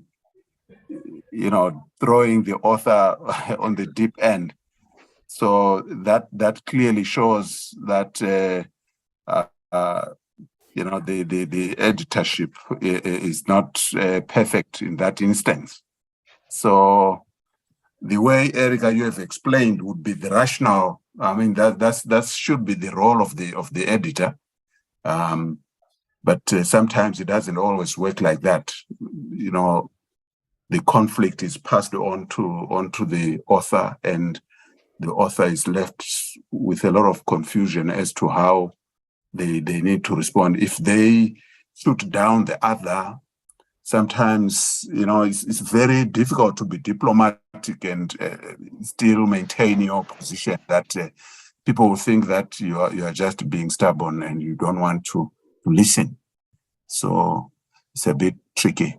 I mean, on the author's side, but it will have started, like you said, with the editor not doing his or her job properly. Thank you. Thank you so much for adding that, Prof.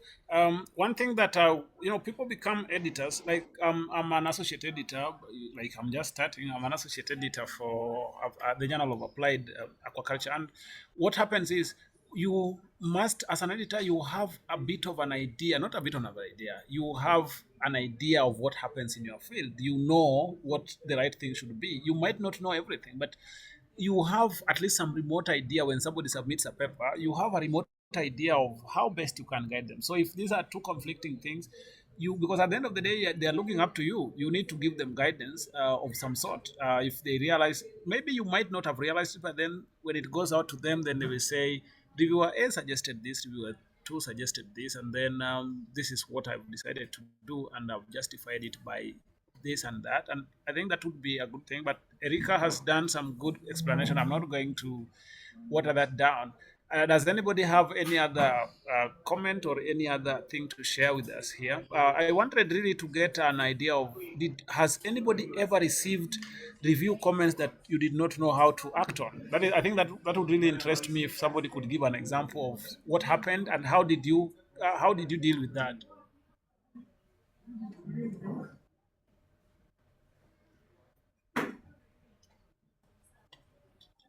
Actually, many times, not a single time. Maybe I saw Silvanus wanted also to say something. Maybe Silvanus, you can share with us. Thanks, Nicholas. Good afternoon. I was once approached by a student a postgraduate student in our department. I was not the supervisor either, but the students had submitted a manuscript, of course, with the name of the supervisors. And in my view, when I talked to him, he had worked well with them. But the comment was like, this looks like work of a postgraduate student who did not receive adequate support from the supervisors. That was the comment from one of the reviewers. Yeah. So when I looked at the manuscript very quickly, because the student had approached me for support, there's a section there where they declare, because I think the journal wanted the student to declare the source of funding and stuff like that. So the student wrote something like, this is a personally funded research as part of fulfillment for a postgraduate something. So they said, oh, could this have been the source where the reviewer got the idea that this was a postgraduate work? I don't know. Yeah. But look at that comment. I mean, it was too blanket, and you could see the loss on the student face. How to address it. So I don't know how to do. Why did you? Yeah, because like, why did this person make such kind of a comment, and how is it really going to improve on my manuscript? Yeah, I was really shocked to see that kind of thing. So those are some of the things that people go through out here, unfortunately. Thanks. Yeah, thank you so much. And I think that's why we are having this kind of conversation, so that we are also aware when we are writing reviews, we are aware. Dr. Zia. Yes, I wanted to share one thing. When I was doing my PhD, we submitted a manuscript, and that my supervisor was actually the corresponding author. And we received very overwhelming comments from the reviewers. And we addressed the both of them, and it was going good. But suddenly, one of the reviewer that came up with some, like you can say, very different and we can say out of the way type of remarks. Because usually when you say something like correct the A, we corrected the A, and then now it started with the Z, that, oh, your statement was actually wrong, your idea was wrong, this was wrong. And then we actually we rebutted that thing as well. And then it turned up with some other thing as well. Then my supervisor, she decided to contact the editor, that one reviewer is super satisfied, and the other reviewer that is actually wanted to delay somehow. He's using the delaying tactics to publish our work, our research. Then the editor, who was fortunately from the same background, from the same discipline, he actually reviewed it, our article, and then it went through without any delay. So it happened as well that sometimes you came across with these sort of reviewers as well. I don't know how you are going to comment on that. Yeah, then this could be as a result of maybe a bias that was based on something. So maybe you could not have known why this person was just being too petty, and especially if you are saying that you kept doing everything they were asking, and then every time they would come up with a new thing and insist that it has to be done, and it kept delaying your work. So these are things that we are alive to, and for me, the whole idea is for us to be aware, be self-aware, be very conscious when dealing with people's works as reviewers. I see Erika's hand is up, and also Professor Mvumi. I'll give Mvumi first, and then I'll allow Erika. Yeah, thank you very much. Just to buttress the previous speaker's contribution there. Yeah, it's very disheartening sometimes when you have written an article and perhaps you are now in the second round of review, and for one reason or another, I think sometimes editors, they send to a different person altogether, and it's like restarting the whole formula again. And they kind of, it's almost like unearthing new stuff, and you end up with a completely different manuscript altogether. But one thing also, probably as editors, that we need to be aware of, and that I've observed, it's like sometimes you send an article for review which is not quite ready, because there are so many mistakes, such that the reviewers, they spend so much time concentrating or chasing, backing up the wrong trees. Instead of concentrating on the science, you are bogged down in trying to understand the grammar and all that, which is very destructive. So I think it's the editor's job as a gatekeeper to say, please, can you address these basic things so that it gets to a reasonable stage of review. before it is sent to the reviewers, because surely you get to a situation where you spend such a long time trying to understand things, correcting the grammar and all that, when that's not your responsibility at all. Thank you. Thank you so much. Thank you so much, Prof, for that. As the gatekeepers, we need to also do the basics. Just do some screening and see, does it even adhere to the formatting of, because sometimes the manuscript is formatted in a way that as a reviewer I have to look for the results in it's just jumbled up. I don't know where to look. So thanks for that call to action. Let's be real gatekeepers. Erica. Thank you. Yes, I mean, I think all of these comments are really interesting, and it's important to remember as well that the peer review process isn't perfect. It relies on people, and people aren't perfect, and there will always be times when it could have been done better. And I think some of these comments link quite nicely with another question in the chat, which is, what do you do as an editor if you see a review which perhaps is showing signs of bias or is just not helpful? And it might be useful to think about, what steps can you take as a gatekeeper and as a person who's overseeing the peer review process. And generally, my message would be as transparent and fair and clear as you can be. So if a review shouldn't be sent, if it's written in language that is, well, if it's offensive or could be, has microaggressions, or you think as an author, I wouldn't want to read this, then it's important that gets addressed before it goes in the decision letter to an author. And that may be with a dialogue directly with the author, or it may be actually, sometimes it helps to involve the journal's editorial office and to say, look, can we, again, step back a bit, as an administrator, being the journal managers will have experience with how to phrase things and how to kind of non-objectively ask a reviewer to perhaps change the comments, or to address some of the things, or to remove some of the text. If it's unhelpful, or if it's not a useful review, then again, it sort of depends on the context, but that's where, yes, perhaps another reviewer should be invited.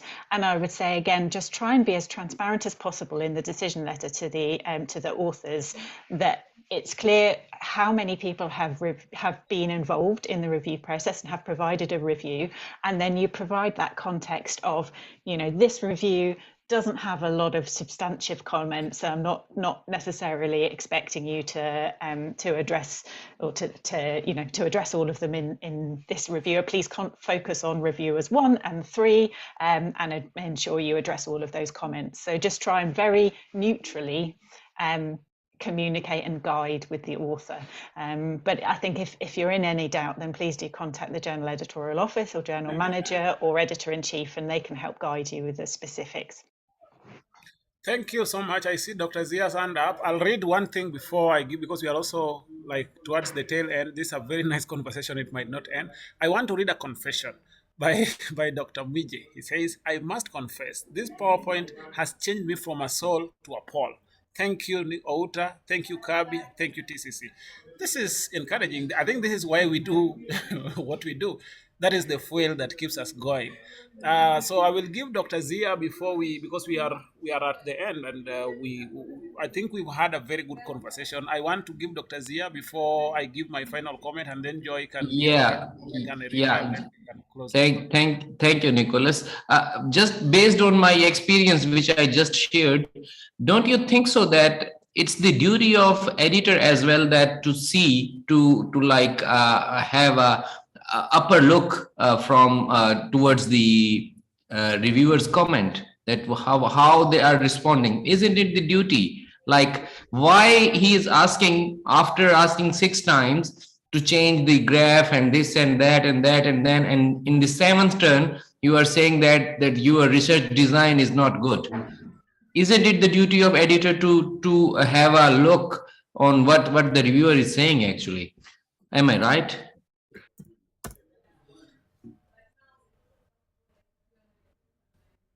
Okay, I will give a comment because then then Erika will give her final comment and also the closing comments before Joy talks.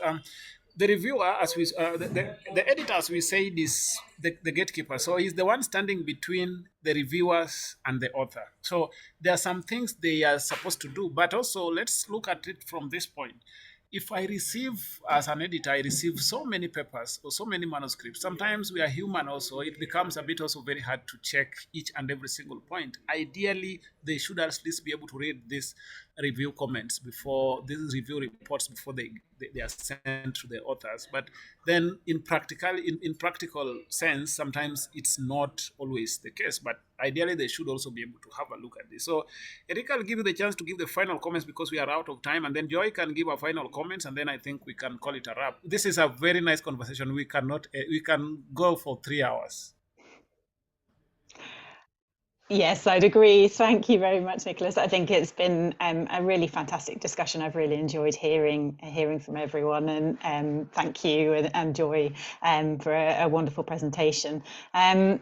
So yes, I guess this wraps up our 3 workshops. All of the recordings and the slides will be shared with you, and I'm sure there'll be chances to reflect further in the WhatsApp group. So yes, I just want to really say thank you to everyone for being involved and for providing such interesting discussion. Thank you. Joy, are you with us? Kindly give a last remark before we close this. Thank you so much, everybody, for making it to the 3 workshops that we hosted this year. We hosted 2 last year for the editorial board members. And as Erika said, there's a WhatsApp group. I am sending the link again. And in that WhatsApp group, we can continue having this conversation on open peer review. We'll be sharing resources. And then we are going to plan another training, just give it more time on open peer review and the biases in peer review. We are going to share the dates with you, and we will have these workshops again. And just kindly make time for it. Let me just put that. It's in the WhatsApp. That's the WhatsApp. Okay, group, and share your views, your comments, your concerns, especially when it comes to bias in peer review. That is a very tethy, as I said, these are very, Dr. Zia, is that a legacy hand or you have a comment? Yes, just a concluding comment. When you are finished, I will just need a minute. Sure thing. So as I said, we really look forward to working closely with you. This will be at no extra cost. The WhatsApp group and the WhatsApp and mentorship group is a safe space. So ask any question. No question is stupid. Ask any question. We'll be sharing resources, and then we are going to plan another training on peer review and also another training on the bias in peer review for you. And also I noticed that you are very keen on the persistent identifiers. So we'll just do some of these other these trainings again. We will send out announcements, then you can take part. It will be an hour each, and then we make sure that you have more time on each of those components. I thank you so much for having made time for this. This has been very enlightening. I enjoyed this process. Yes. Yes, for those who want the one-on-one mentorship, please go through the WhatsApp group. We'll book you, and you'll have time with me and Nicholas. Especially Nicholas is very adept with peer review, and he's been working with quite a number of peer reviewers. And then on the one-on-one, I can support you on the bias and also on the persistent identifiers. Particularly also on the reason why I'm talking about the persistent identifiers is because one of the biggest projects TCC Africa has done was set up a startup whose job was to create persistent identifiers for African research output. It's the first of its kind in the entire Global South, producing persistent identifiers, not receiving persistent identifiers, but producing persistent identifiers. So it's something that I'm very passionate about because it's the one factor that can help increase the visibility of the outputs that you're working with.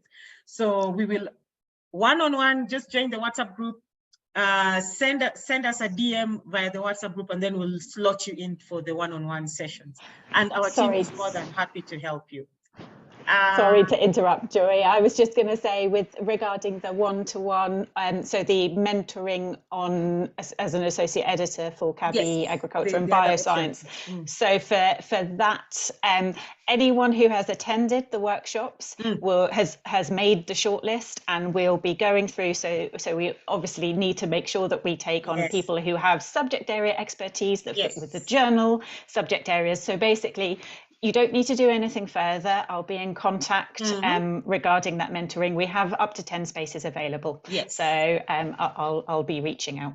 Yes. So thanks for reminding me of that, because you see that there's that where we are going to train you, and then there's the mentoring where you're going to be assigned to an editor. Okay, that is actually the purpose of why we are going through this. You'll be assigned to an editor, you'll shadow that editor and learn the ropes on a hands-on approach. So liaise with me and Erica, and then we'll be able to have that sorted out for you. Okay, but just do it through the WhatsApp group, because that will be easy for us to follow up with anyone. And if there's silence, it is easy to follow up with any of the mentors and us on phone. Dr. Zia, over to you, sir. Yes, I'm sorry that I'm taking so much of your time. I just wanted to share a personal thing that here in Pakistan we are observing the holy month of Ramadan, and I actually requested Erica that I am going to break my fast, but I just kept it open, and it was so interesting that I brought my nibbles with me, and I just kept it joining. So I really enjoyed it, and thank you, Nicholas. Thank you, Erica. Great opportunity, and we will be in touch. Enjoy your iftar. Sorry, we got through into your iftar break. No, it's all right. It's all right. It's all right. Thank you. Thank you. Okay then.